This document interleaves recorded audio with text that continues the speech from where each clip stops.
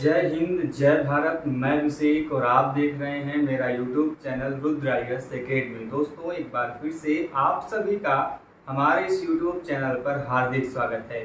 दोस्तों, आज के सेशन में हम आपसे बात करेंगे आपके द्वारा पूछे गए सीयूईटी से संबंधित सभी प्रकार के सवाल और जवाब के बारे में। जी दोस्तों, हम लोग आपके द्वारा पूछे गए सभी प्रश्नों को दोस्तों वीडियोस के माध्यम से उसको बताने का, उसको समझाने का प्रयास करते हैं। दोस्तों, इसी क्रम में दोस्तों आज की इस वीडियो में हम आपके द्वारा पूछे गए प्रश्नों के जवाब लेकर हाजिर हैं। इसके पहले कि दोस्तों हम आज की इस वीडियो को शुरू करें, आप सभी से निवेदन दोस्तों, यदि आप हमारे चैनल पर नए हो और हमारे चैनल को सब्सक्राइब नहीं किया है मेरे दोस्त, तो चैनल को सब्सक्राइब करने के साथ ही बेल आइकन को प्रेस कर लें, जिससे कि दोस्तों आपके पास वीडियोस की लेटेस्ट नोटिफिकेशन सबसे पहले आप तक पहुंचे।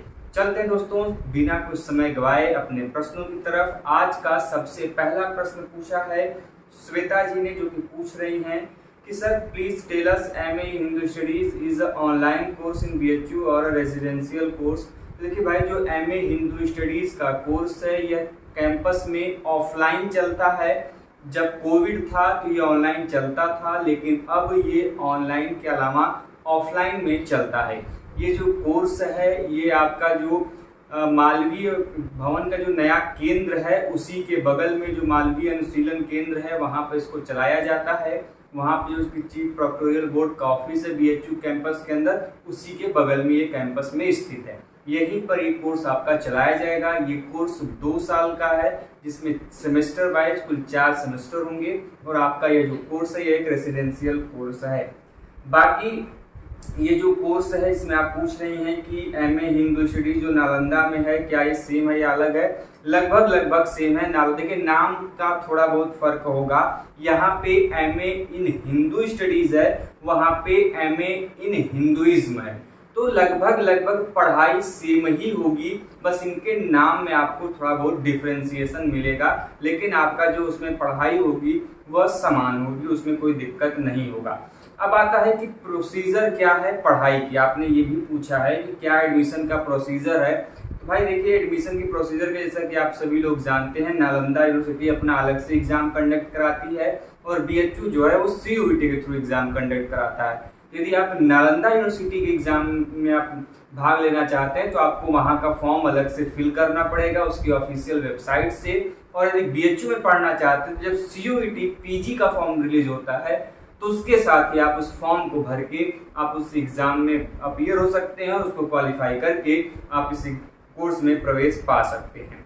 अगला प्रश्न पूछा है सौरभ कुमार जी ने, जो कि पूछ रहे हैं कि sir I have got 321 marks out of 400 EWS category and applied for BA social and BA arts, is there any chance of getting the FMC campus. जैसा कि मैंने पिछले वीडियो में भी बताया था, एफएमसी कैंपस का मतलब होता है फैकल्टी ऑफ मेन कैंपस। जी दोस्तों, फैकल्टी ऑफ मेन कैंपस मतलब बीएचयू का जो मेन कैंपस है उसके अंदर जो सोशल या आर्ट्स जो भी आपके कोर्स है उसकी पढ़ाई होती है तो उसको एफएमसी के नाम से जानते हैं। और जो बाहर के कॉलेजेस हैं जो उसके अफिलिएटेड हैं उनके अलग अलग नाम हैं, जैसे डीएवी है, आर्य महिला है, बसंता है।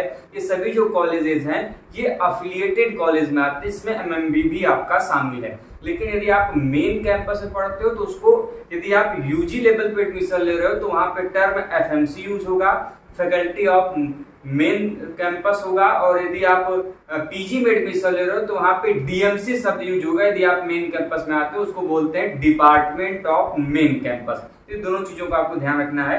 खैर, आपके प्रश्नों का मैं जवाब दे दूं, आपका आराम से एडमिशन यहाँ पे हो जाएगा। आपके 400 में से 321 नंबर हैं, ईडब्ल्यूएस कैटेगरी है, बिना किसी डाउट के, बिना किसी एजिटेशन के आपका आराम से 100% एडमिशन होना तय है। अगला प्रश्न पूछा है आपके सूरज विश्वकर्मा जी कि क्या जेएनयू में एलएलबी के लिए ऑप्शन है क्या, या फिर एलएलबी अवेलेबल है या नहीं। भाई देखिए, जेएनयू में एलएलबी नहीं है। जहां तक हमें अभी तक रिसेंट की जानकारी है वहां पर एलएलबी कोर्स की पढ़ाई नहीं होती है, वहां पे लॉ की किसी भी प्रकार की पढ़ाई नहीं होती। संभवतः शायद, मैं 100% कंफर्म नहीं हूं, LLM के लिए शायद 1 वर्ष का डिप्लोमा वहां पे है, लेकिन 100% श्योर नहीं हूं। लेकिन हाँ, LLB कोर्स वहां पे नहीं चलाया जाता है JNU के द्वारा, इतना मैं कंफर्म हूं। अगला प्रश्न पूछा रहा है आशीष सिंह जी ने, वो पूछ रहे हैं कि सर मेरे रिजल्ट में, LLB के रिजल्ट में इनका 80 शो कर रहा है, क्या वो मार्क्स है या फिर परसेंटाइल, आप प्लीज बताएं। तो देखिए भाई आशीष जी, LLB का जो रिजल्ट डिक्लेयर किया गया, जो PG के रिजल्ट डिक्लेयर किए गए हैं, उसमें आपके मार्क्स बताए गए हैं, और वहीं पर जो UG का रिजल्ट है, यदि वो BLLB का रिजल्ट होता तो एक तरफ आपका परसेंटाइल बताता और दूसरी तरफ आपके जो होते वो मार्क्स बताते। तो जो LLB का यदि आपका रिजल्ट है जो 80 शो कर रहा है, वो आपके मार्क्स हैं, न कि आपके एग्जाम के परसेंटाइल है। तो इसलिए आप समझ लीजिए ये आपके मार्क्स हैं। अगला प्रश्न पूछा है कामिनी वर्मा जी ने, जो कि पूछ रही हैं, इनके 220 नंबर हैं 400 में से, क्या इनको OBC कैटेगरी से, क्या इनको BHU LLB में इनका कोई चांस है। देखिए भाई, चांस तो बनता है, लेकिन एडमिशन कंफर्म कह पाना मुश्किल है। आपको BHU एडमिनिस्ट्रेशन की तरफ से कॉल जरूर जाएगा, सॉरी कॉल लेटर जरूर जाएगा, लेकिन ये कह पाना कि आपका 100% एडमिशन हो जाएगा, ये मुश्किल है। आपका यदि 240 के आसपास मार्क्स होते तो आपकी संभावनाएं बनती, ज्यादा बनती, लेकिन यहाँ पर कॉल लेटर तो भेजा जाएगा, लेकिन कॉल लेटर भेजने का मतलब ये नहीं होता है कि आपका 100% एडमिशन हो जाएगा, तो थोड़ा मुश्किल है, लेकिन कॉल लेटर आपको आएगा, उम्मीद कर सकते हैं कि पेड सीट वगैरह के लिए, बाकी कंफर्म कह पाना कुछ मुश्किल है। अगला प्रश्न पूछा है आइडियल मेकिंग आर्ट की तरफ से, पूछ रहे हैं इनके 560 नंबर हैं 700 में से, बीकॉम ऑनर्स में OBC कैटेगरी से, क्या कुछ इनके चांस है BHU main campus and hostel के। देखिए भाई, एडमिशन के तो पूरे चांस है, हॉस्टल की भी उम्मीद कर सकते हैं आप आराम से कि आपको हॉस्टल मिल जाए।